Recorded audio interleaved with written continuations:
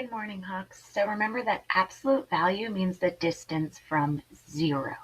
So if we imagine that Tim and Eric both live 3.2 miles from school, but in opposite directions, so here's school.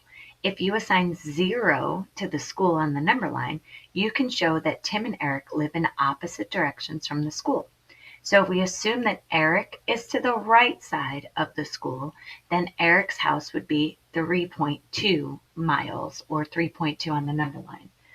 Tim's is the opposite direction, so that would be the left side, and his would be negative 3.2. When we solve absolute value equations, here are our steps. So we're going to get the absolute value by itself on one side. So if I look at number 1 here, I have the absolute value of x plus 8 equals 5. Everything on this left side of my equation is in my bars, so I don't have to move anything. So step 2 would be to split this equation into 2. So I'm going to say x plus 8 equals 5, meaning the distance from 0 could be 5 to the right, or the distance from 0 could be 5 to the left. Now I'm going to solve each of these equations. X equals negative 3.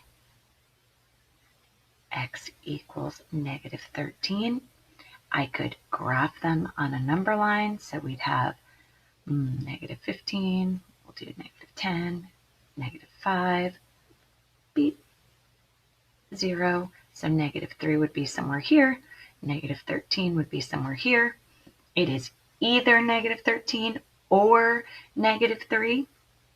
I have 2 possible solutions, and technically before I circle those, I should check. So when you check in math every time, you always want to use the original. So I'm going to just check, is negative 3, or the absolute value of negative 3 plus 8 equal to 5? Negative 3 plus 8 is 5. Is 5 away from 0? Yes. Okay, is the absolute value of negative 13 plus 8 equal to 5? So I would get the absolute value of negative 5, or the distance of negative 5 from 0, is also positive 5. All right, let's try another one. So I'm going to leave number 2 for you to try, and I will post the answers as you log in for class. So let's go to number 3. X, the absolute value of x plus 17 minus 25 equals negative 10. So here, when I look at my 2 sides, here's my absolute value. This negative 25 is outside of that. So before I split it, I have to get this by itself. So I'm going to add 25 here, and that's going to give me the absolute value of x plus 17. Negative 10 plus 25 is positive 15, and now I just want to split my 2 equations.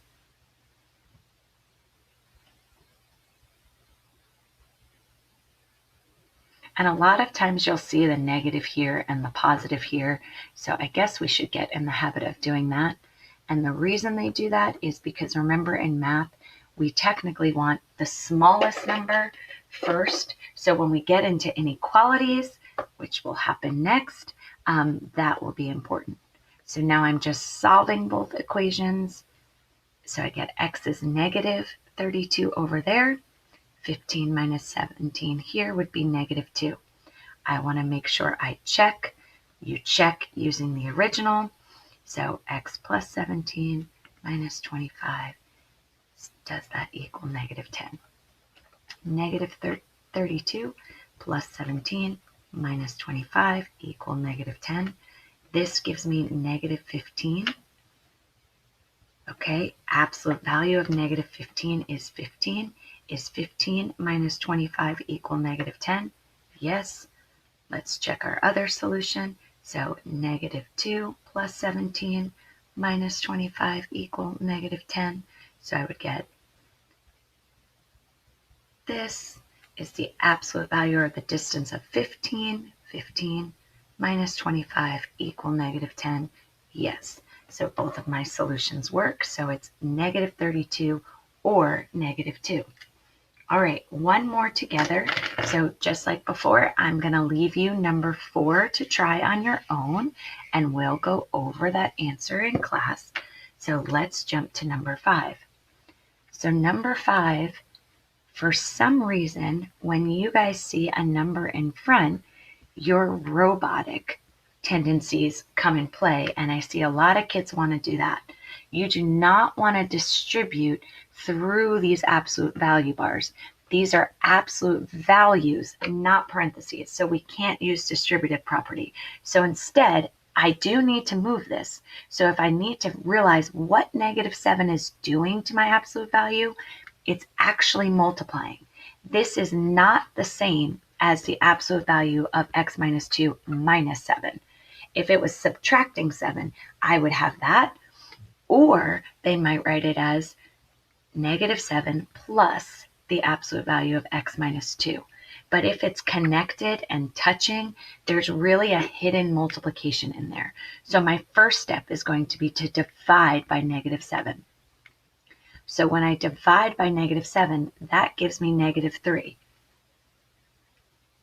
So it's really important for me for you guys to become mathematical thinkers. Right now, I have something that's telling me what distance is -3 away from 0. Well, remember, we don't give distance as a negative. So as soon as I see this, I should realize this is impossible. This is no solution. You can't have a number that is a distance that's negative. If you went through and you started to solve it, so I'm going to say, all right, absolute value is now by itself, split my equation, change that sign, keep the other sign, and I solve this. I would think my solution is 5 and -1 here. Here's why the check is so important. So -7, absolute value of x minus 2 equals 21.